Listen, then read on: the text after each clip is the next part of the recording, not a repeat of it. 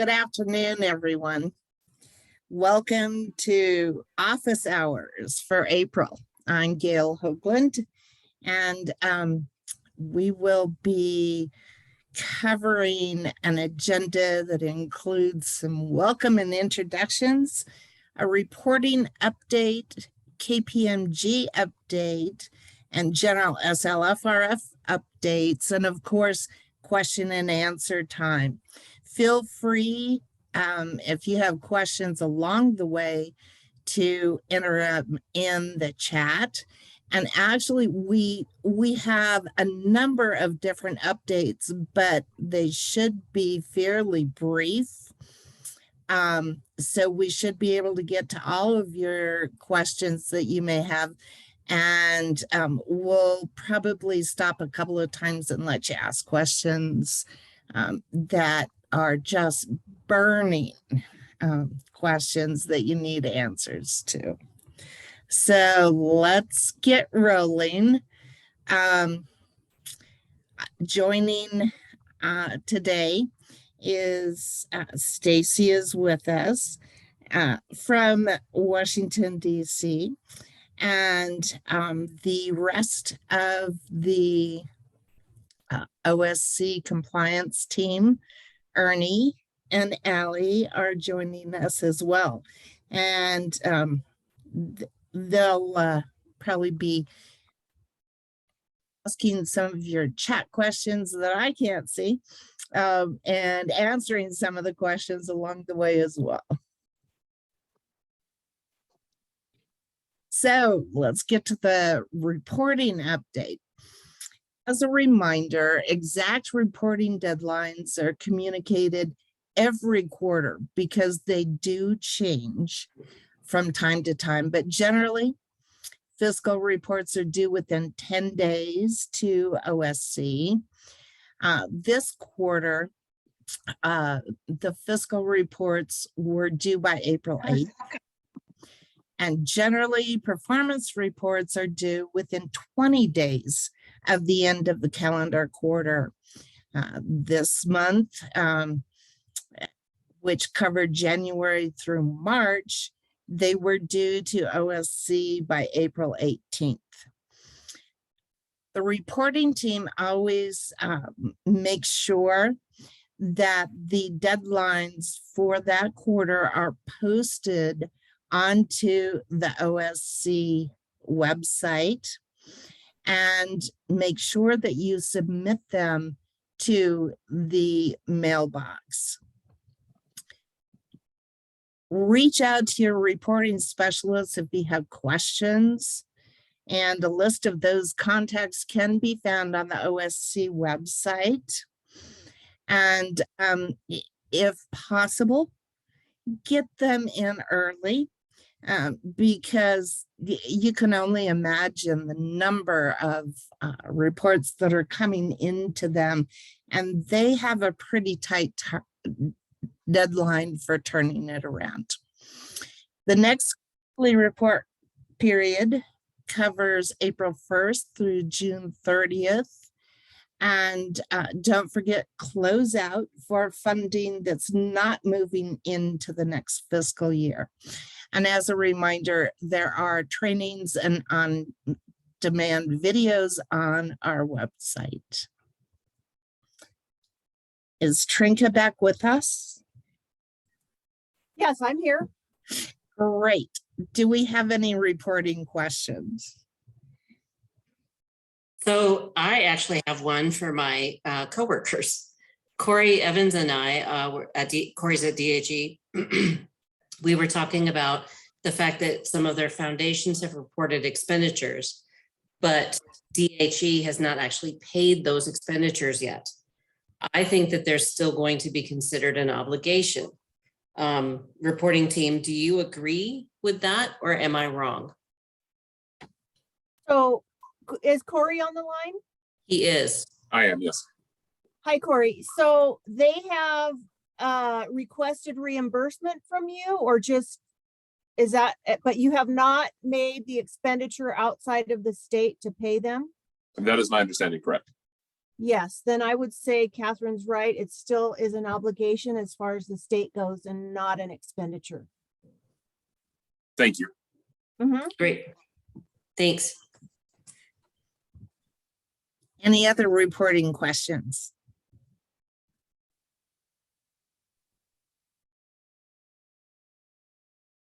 Okay.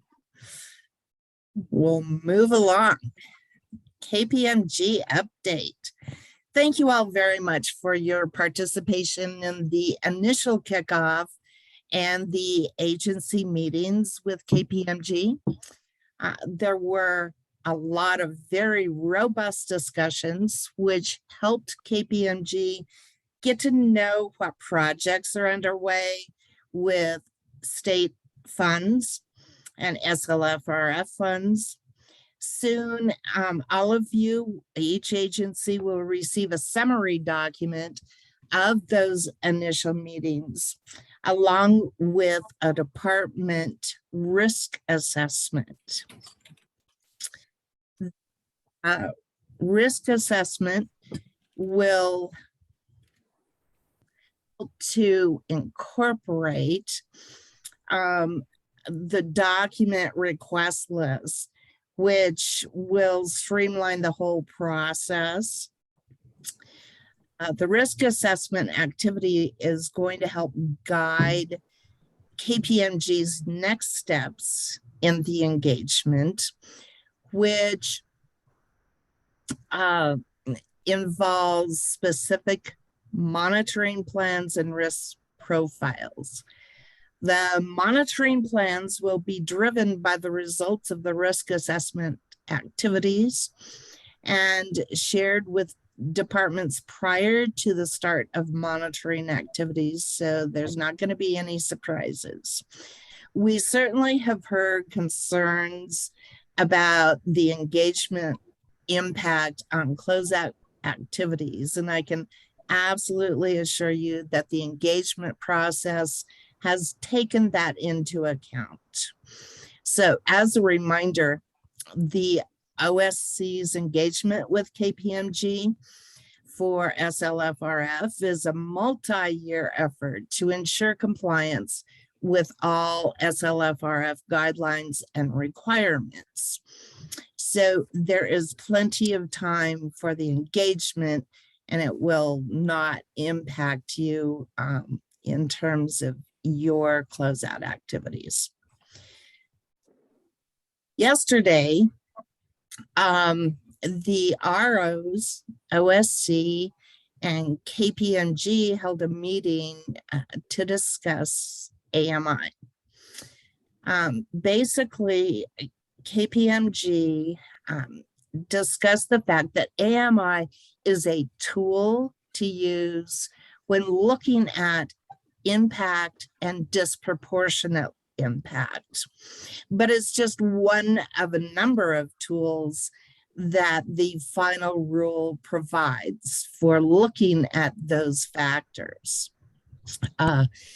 The other consideration is if you are blending funds together and the other funding source has specific AMI requirements, then you really need to follow those requirements for that funding source. And if possible, separate out the funds or apply the most stringent rule overall. As a reminder, ROs are the point of contact, and all communications with KPMG needs to be funneled through Stacy. That is to avoid duplication of effort or KPMG being overrun by communications. Very important to keep in mind that the KPMG engagement does not relieve a department of their responsibilities under 2 CFR 200.332 to monitor subrecipients. So you must be engaged in monitoring activities that need to be performed by every department receiving SLFRF funds. If you have questions, please reach out to your OSC compliance liaison.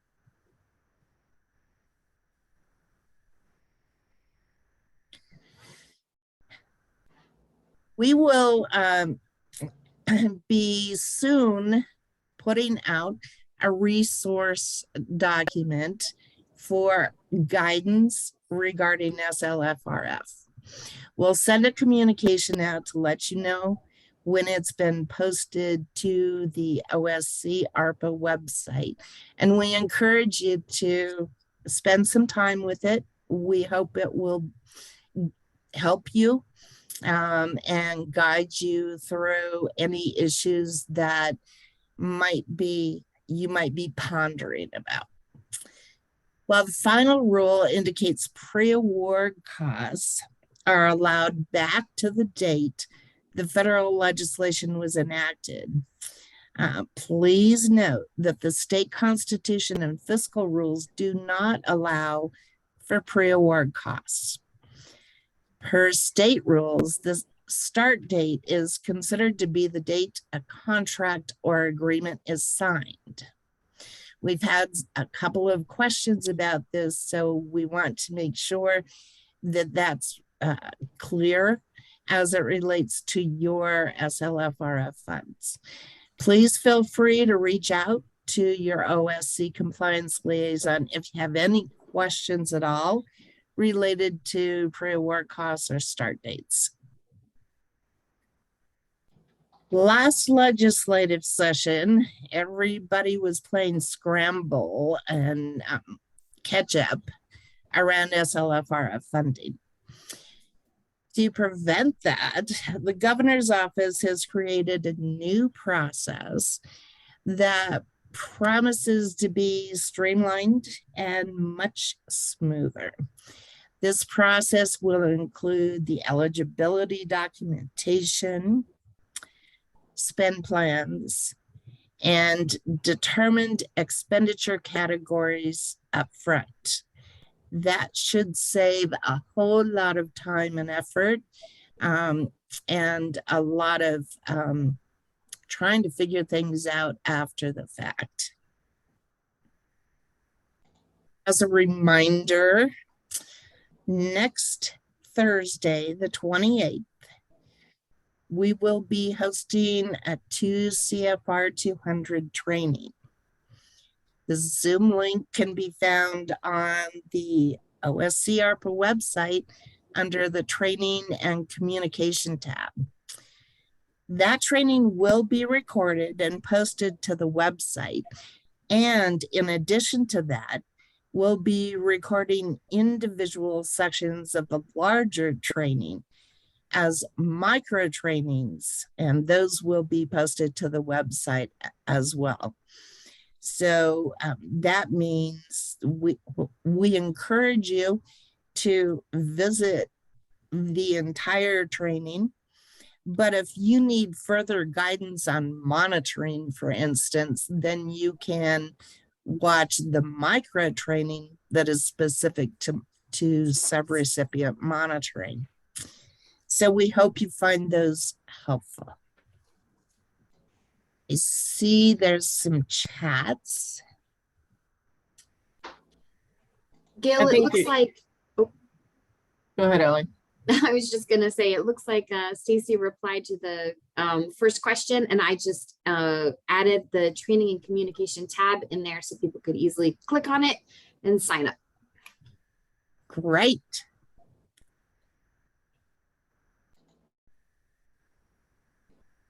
A reminder of all the OSC resources available to you, including our frequently asked questions document. And you can always send questions to the SLFRF mailbox. A reminder of the federal resources, which include the U.S. Treasury guidance and websites.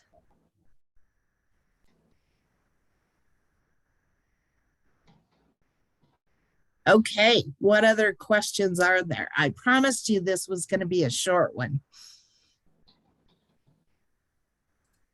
Amy was looking for the fax link in the chat, and yes, Amy, I will grab that real quick. Which one is she, Amy, are you looking for? We have multiple FAQs. We have a general FAQ, a reporting FAQ, and a grant agreement FAQ. I'm assuming it's the general one.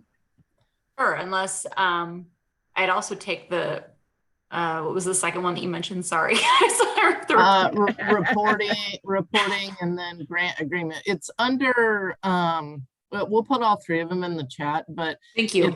it's under the, I think it's OSC questions or OSC FAQ banner on the ARPA page, but we'll get them for you.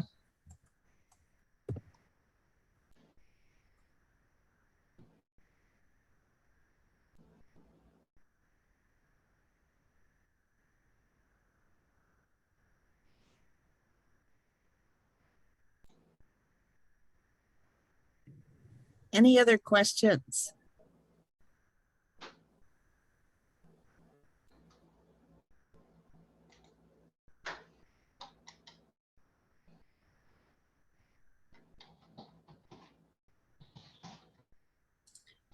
Gail, there are none in the chat right now.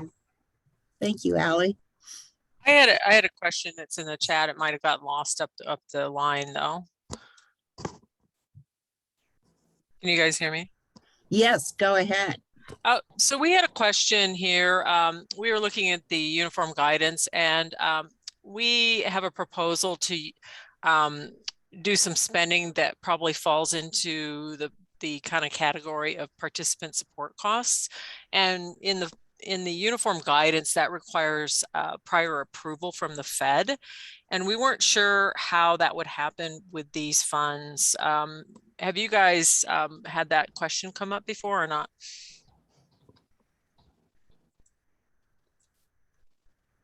I don't think we have, Heather. Is it, from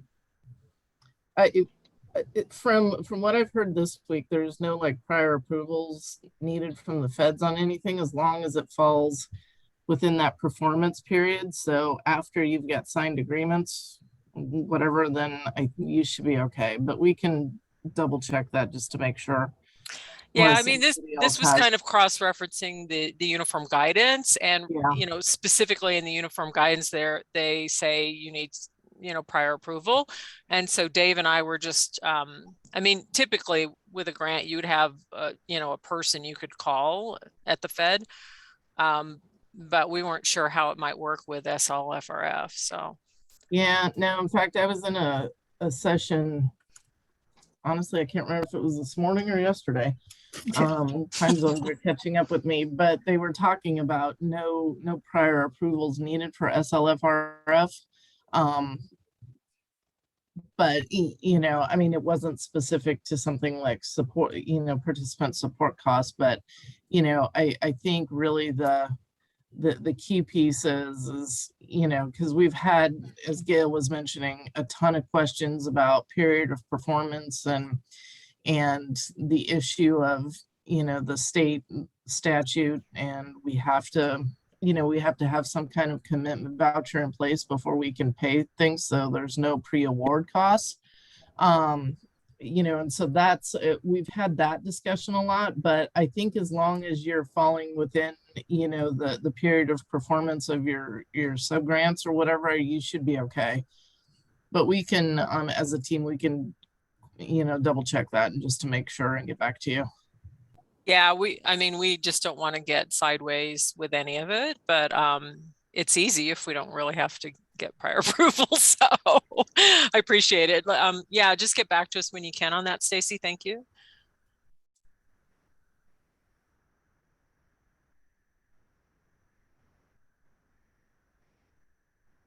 And Francesca, it looks like you have a question. I think you are muted, but you can unmute and ask your question. Okay, yeah, sorry. I have a question about the time and effort signature. So I'm not sure if we can sign electronically. Do we need a wet ink signature? or we can copy and paste the signature, like scan it and paste it to our time and effort form.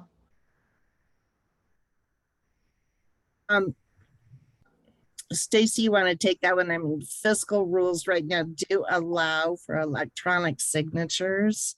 Correct. I think it's okay. It's okay. Yep, Okay, but we can also copy and paste, right? yeah, I mean, We don't have PDF. Not everybody has PDF. I mean, Adobe here.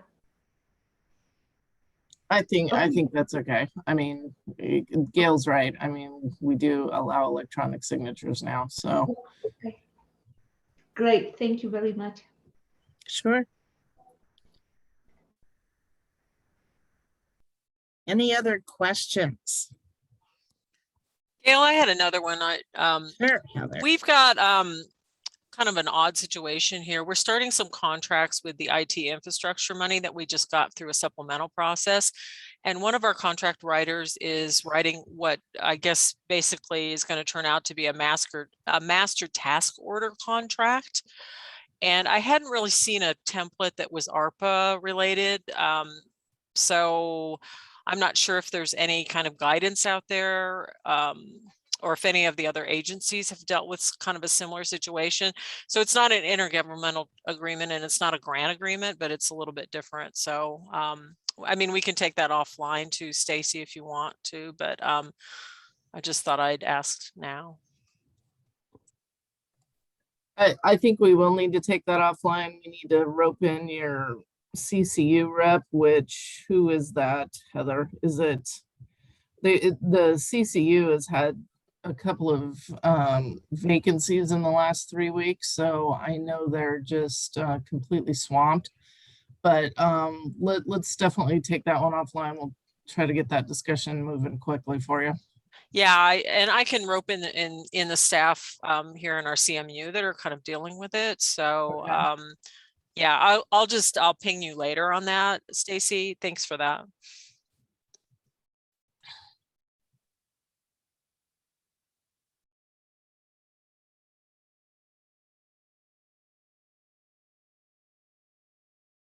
Anything else? Sorry, I'm full of questions today. I have Well, one more. Go for it, Heather. Go for it. I don't want to co-opt the time, but it sounds like there's a quiet time here. But has anybody run into the issue of ARPA funds going to help folks that are undocumented? Yes. Is there a specific question you have around it? Well, one of the programs, it's the adult diversion program, and they're anticipating getting some money in this session. And they're already starting to kind of vet proposals from the district attorney's offices that you know, will be the eventual recipients of these grant funds. And one of the proposals would be it would serve clients that are possibly undocumented. And I just wondered if you guys had seen any kind of prohibitions against that in any of the guidance that you guys have looked at. I have seen no prohibition in the guidance. Okay, cool. I'll Yeah. take a little bit have more of not a either. look, but I hadn't seen any either. I just kind of wanted to see what you guys thought. I mean, I agree with both of you, Heather and Gail. I haven't seen anything either.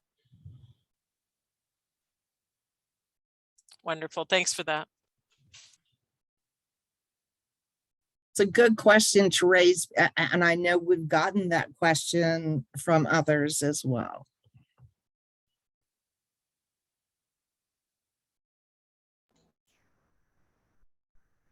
Heather, do you have any other questions? I think that's all. I'd love to say hi to Francesca, though I haven't seen her in a while. So people turn up from the past, don't they, Francesca? I was going to say hello also, like, I know that person. I know it's Heather. We were together over at CDPHE back in the day. So yes, it's good to see you, Francesca. Well, good to see you also. That's all my questions. But I have another question. I don't know how Sure. to phrase it because I don't know all the details, but I just learned that we had, I think we were paying a vendor and I don't think we use federal funding or SLFRF, but I believe they had a statutory violation and I don't know if we can pay that vendor.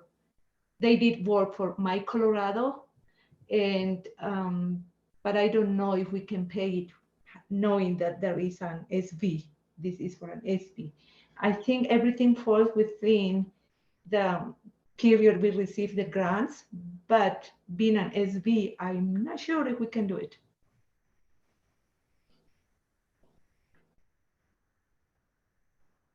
So hey, go ahead. sorry. So Francesca, I was talking to Eric about this earlier today.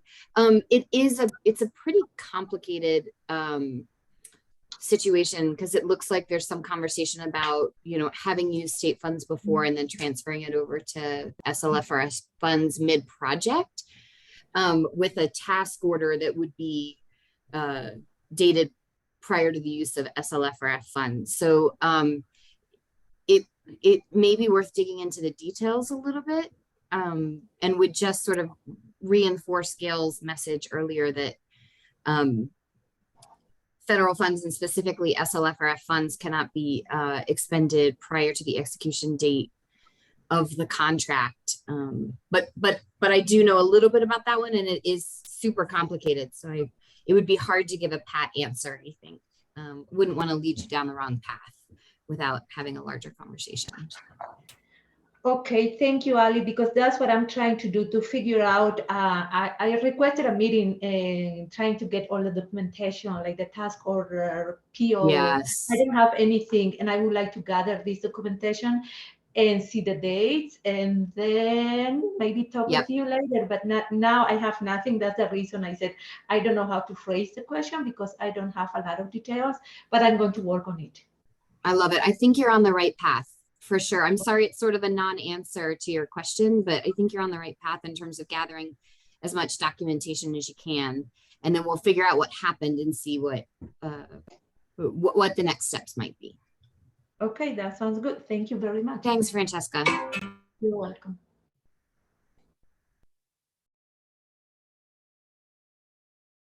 Any other questions? Hi, Gail. It's Amy Chambers. Hi, Amy.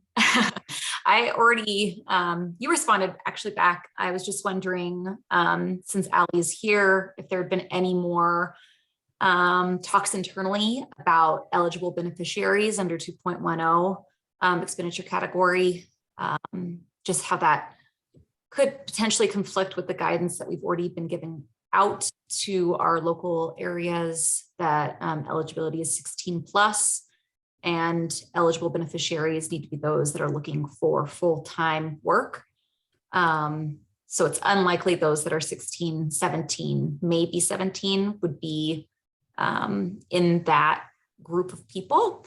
So just hoping to see if I could get any more guidance.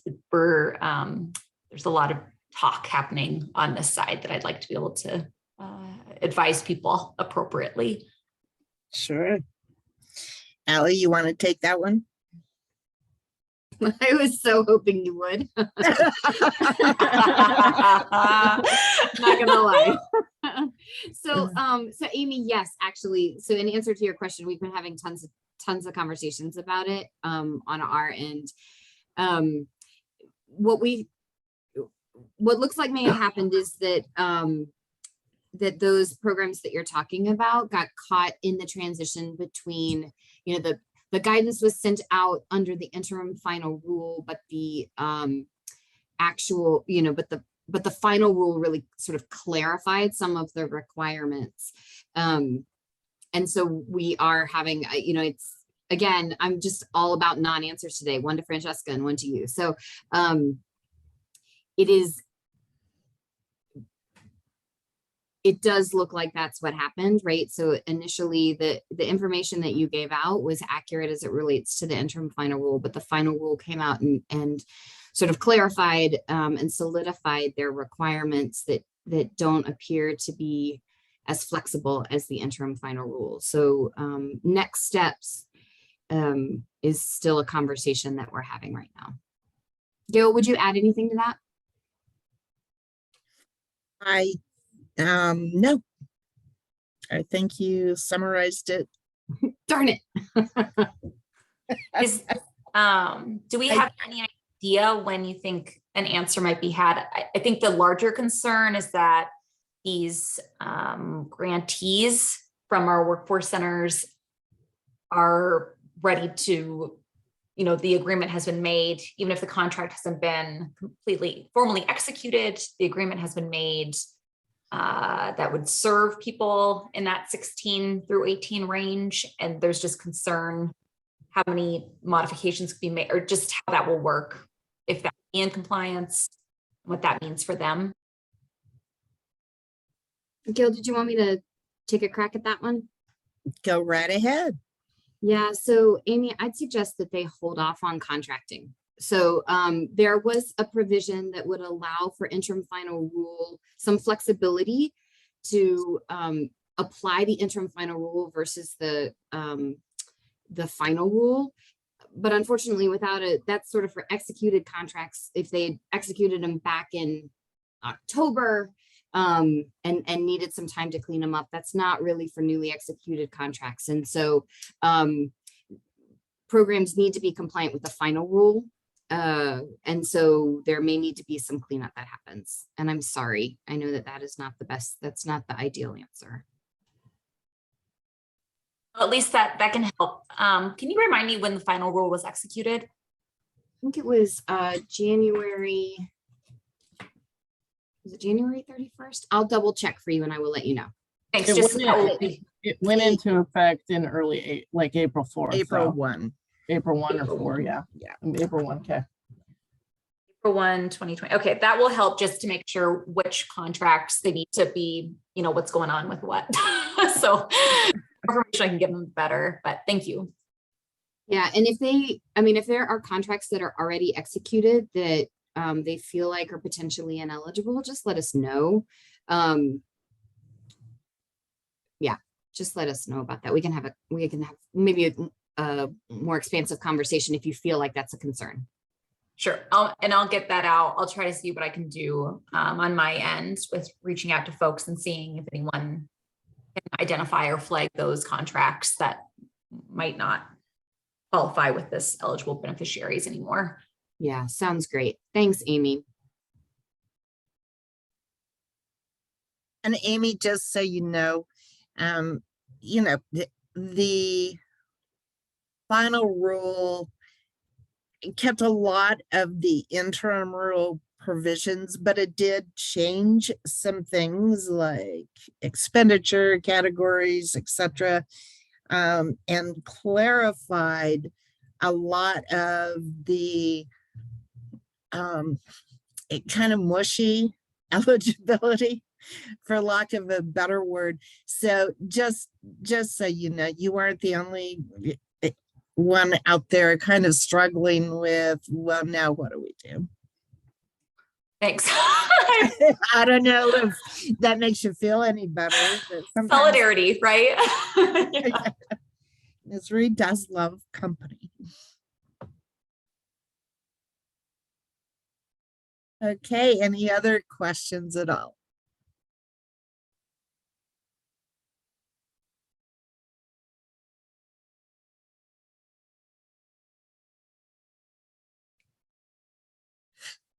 Well, thank you all for joining today. And just as a reminder, feel free to reach out to OSC contacts,